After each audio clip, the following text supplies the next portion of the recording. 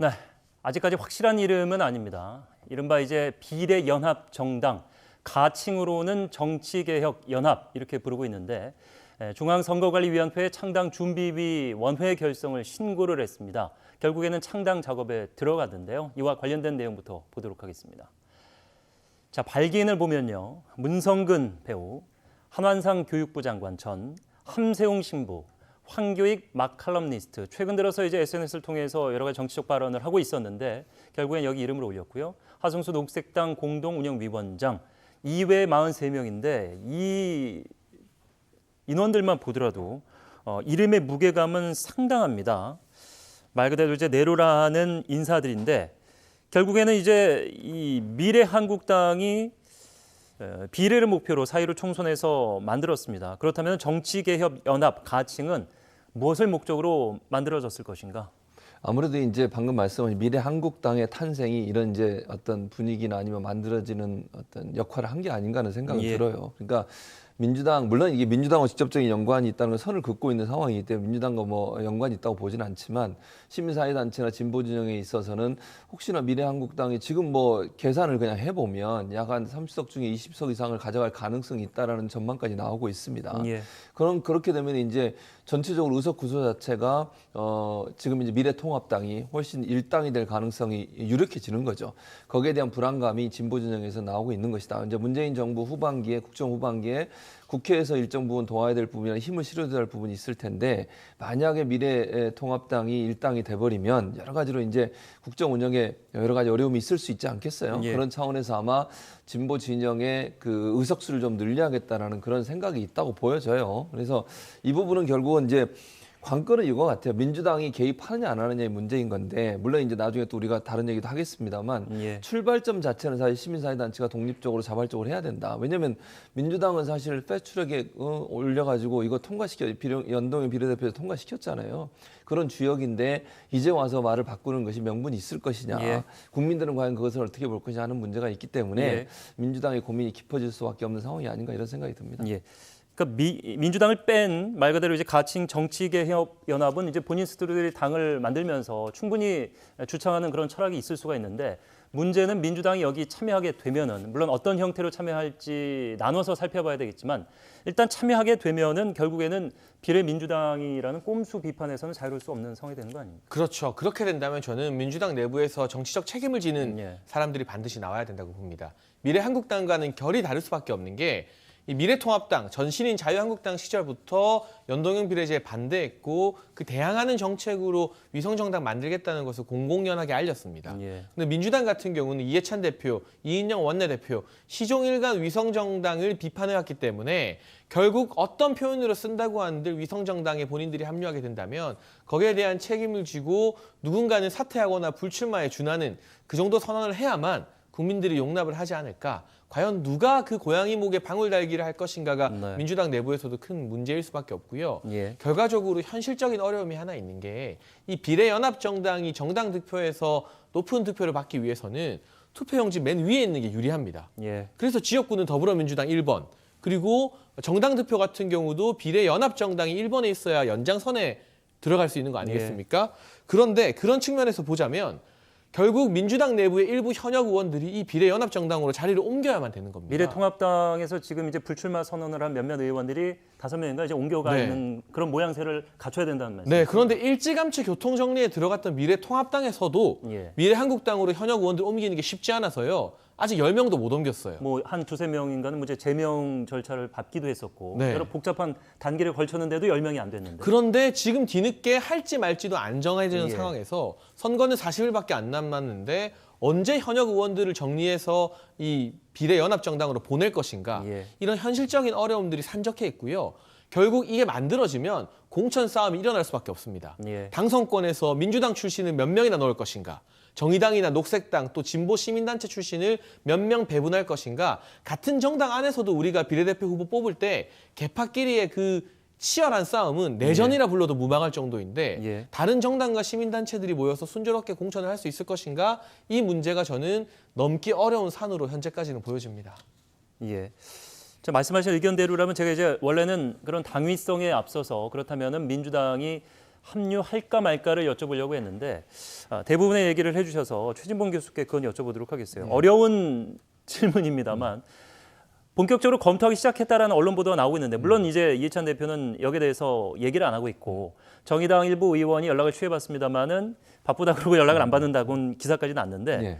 여기에 참여할 것으로 예상하십니까? 지금 현재로서는 아직은 불투명하다고 생각을 예. 해요. 예컨대 만약에 참여를 하려면 연합정당이라는 형태가 돼야 되는 거거든요. 그러니까 지금 시민사회단체에서 만든 정당에 참여하는 것은 뭐 좀 이상해요, 모양새가. 예. 그러면 민주당이 할 수 있는 것은 외국의 사례를 가져온다고 하면 연합정당이라는 걸 만들어야 되는데 그러려면 소수 정당들이 함께 참여를 해줘야 됩니다. 정의당이든 아니면 뭐 노동당이든 이런 당들이 다 참여해서 범진보적으로 연합정당을 만들고 거기에 비례 순번을 합의해서 배정을 해야 되는 상황이 되는 거예요. 그런데 그게 안 된다고 하면 지금 현재 시민사회단체에서 만든 이 정당에 민주당이 합류를 하거나 연관이 돼버리면 예. 지금 현재 그 지금까지 미래한국당을 비판했던 그 비판이 아무 그 의미가 없어지게 되는 거 아니겠어요? 그런 차원에서 본다고 하면 제가 볼 때는 시민사회단체에서 만든 정당에 민주당이 개입하거나 관여하는 것은 제가 볼 때 어려울 것 같고 가능성이 있다고 하면 연합정당을 만드는 것인데 예. 그 연합정당의 가능성이 이루어지기 위해서는 다른 소수 정당이 다 합의를 해줘야 돼요.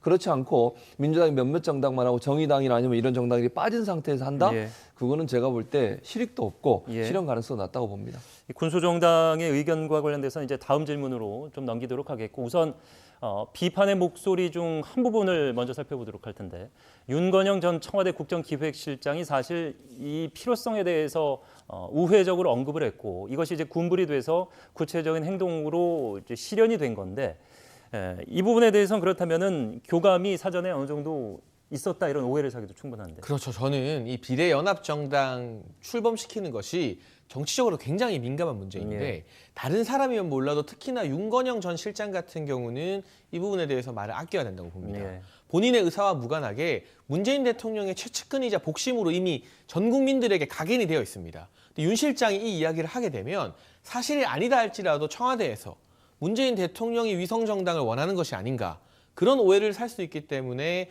여기에 대해서 윤 실장이 언급한 것은 다소 경솔했다고 보여지고요. 예. 여기에 대해 책임을 진 민주당 의원들 분명히 있습니다. 선거법 협상을 주도했던 이인영 원내대표나 그 당시 선거법에 앞장섰던 특위위원들이 있습니다. 그 위원들 중심으로 해서 본인들의 결정에 대해서 국민들에게 양해를 구하는 그러한 절차가 필요한 것인데 예. 대통령의 최측근이 군부를 떼자 여당의 중진들이 또 마포의 한 식당에서 모여서 회동을 했다. 이런 언론 기사도 나지 않았습니까? 예. 이런 부분이 나는 것은 불필요한 오해가 문재인 대통령에게 정치적 부담을 줄 수도 있다는 점을 지금 대통령의 측근 출신들이 오히려 더 명심해야 될 것 같습니다. 예.